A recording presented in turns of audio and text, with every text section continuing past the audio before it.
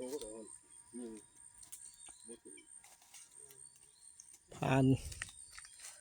่านโมลีได้จักโตเชียวหอก3 โตใช่มันเบิ่งดิ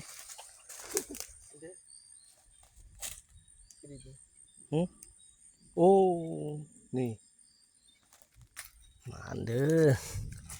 โอ้ใหญ่หมดแม่ตัวนี้ลูกผ่านอินได้จัดนี่ไก่นี่เสียผ่านโมลีนโอ้